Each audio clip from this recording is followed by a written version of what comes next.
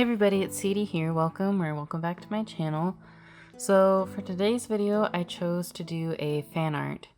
And originally, I thought that this was going to be like an easy video, but I was wrong. I don't know what I was thinking. So I chose to do a fan art of the 7 demon brothers from the Otome game Obey Me. And somehow I failed to realize that even though I didn't have to like design the characters, drawing 7 characters is gonna take much longer than drawing 1, even if their designs are already done. And it's been taking so long that I actually decided to split it up into 2 videos, just because, one, if I tried to put all of the brothers into one video, it would be a pretty long video, and 2, it's probably going to be several more days before I'm able to get the rest of the brothers done, and I wanted to get a video out. So I'm going to split it into 2. Already, the recording of the 3 characters was a lot more footage than I normally have, so I had to speed it up. Like, I think normally I speed up maybe like 18 times speed or whatever, but I think this time I sped up the video by 44 times. So it was a lot more footage than I normally have. So in this video, I'll just be doing the 3 older brothers, Luci and Mammon and Levi. Levi was the first one that I drew. Just because at the time that I like started the sketches for this, I think he is my favorite character. I don't really know who my favorite character is anymore, but he was my favorite character at the time, probably because, I don't know, I guess I'm a huge weeb, so, and since he likes anime and games and stuff, he was my favorite character, although I swear the developers purposely made it so that he calls the main character, a normie all the time, because like obviously the majority of people playing this game are gonna be huge weebs, but even so, like, you can't actually prove the fact that you're a weeb to Levi, so he always just calls you normie, and like every single time it just annoys me a little bit. And I swear that the developers did that on purpose, but anyways, and then the second one I drew was Luci, because he's also one of my favorite characters. And then I don't remember where in the lineup I drew Mammon. Anyways, I drew Levi and Luci on paper, like in my sketchbook while I was just like out doing things. But for the rest of the guys, I sketched on my tablet, which for a long time I've preferred sketching on paper, but recently, as I've been doing these videos, I've started to get used to sketching on my tablet as well. And at this point, I'm not really sure which one I prefer. They both have their advantages and disadvantages. I think drawing on paper comes slightly more naturally for me, just because the feeling of like the pen on the tablet screen is quite a bit different than pencil on paper. But also just being able to like transform things, move things around, when I'm sketching on the tablet, and like just quickly fix mistakes is also nice. And it's easier to have like references up and stuff when I'm working on the tablet. When it comes to coloring though, I still definitely prefer digital coloring. I guess I've never really been very good at traditional coloring, although I do enjoy using watercolor brush pens. That's probably, when it comes to traditional coloring, that's probably the one thing that I do like doing, but I'm still not very skilled with them. But maybe in the future I'll try doing some videos that are like solely traditional, like using the watercolor brush pens. Another reason that this artwork has been taking longer for me is because I decided to try like a different coloring style because I want to continue to improve my art.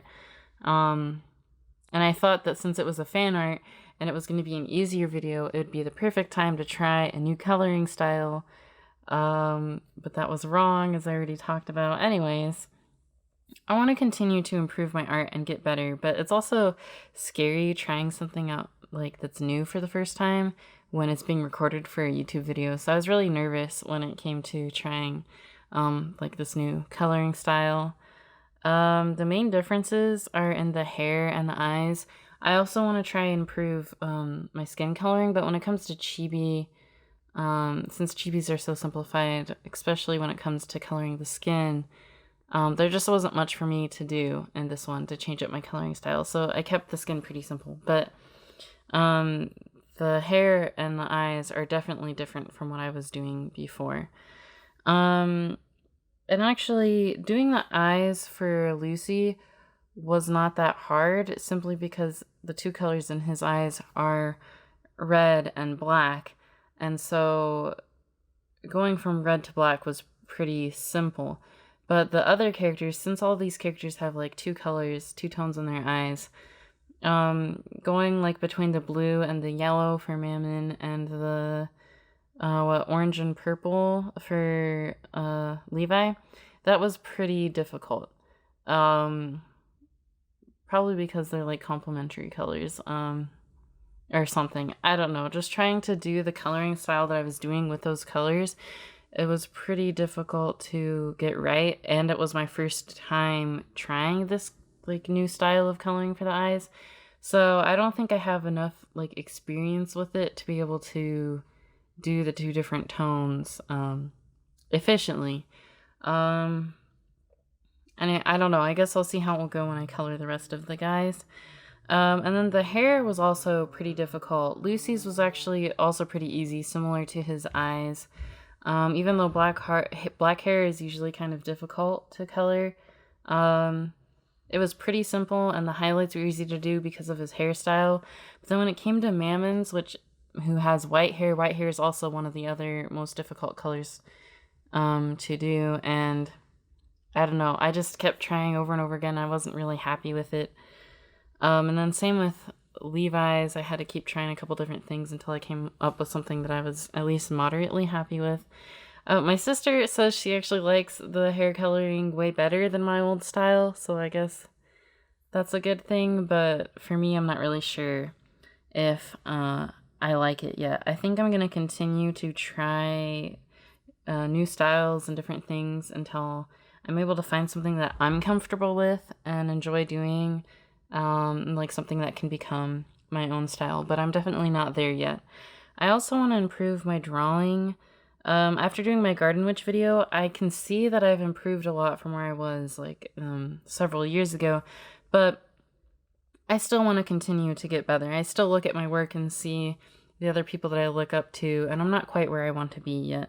Probably I'll never actually be at a place where I'm like, oh, this is where I want to be. I'll probably always want to improve, but especially when it comes to drawing men, I don't really draw guys very often unless it is like a fan art. I like back when I was in middle school, I would draw lots of male characters because they were fan arts.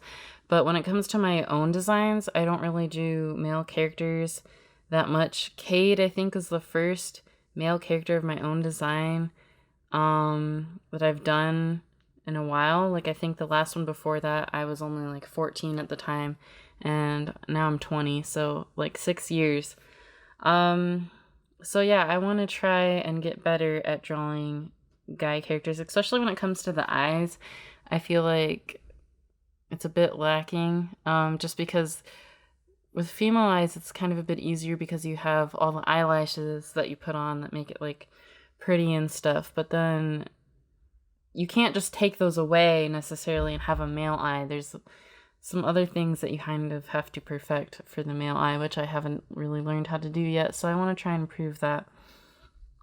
I also realized while I was working on this that I've been forgetting to put my line art layers in multiply mode, which back when I started doing digital art, I think I was using Paint Tool Sci, and I pretty much would always put them in multiply mode just because that's kind of what I'd heard from other artists to do, and I liked how it looked. But then somehow between like switching between Fire Alpaca and Photoshop, then finally to Clip Studio, and then also like time passing because of school and other things in between when I was doing art, I kind of forgot about remembering to put the line art in the multiply mode. So I was still like using the similar brush that I would do and only like partial opacity and not doing a complete black when I was doing line art, but none of that was like getting me the exact results that I wanted because I was forgetting to put the layer in multiply mode.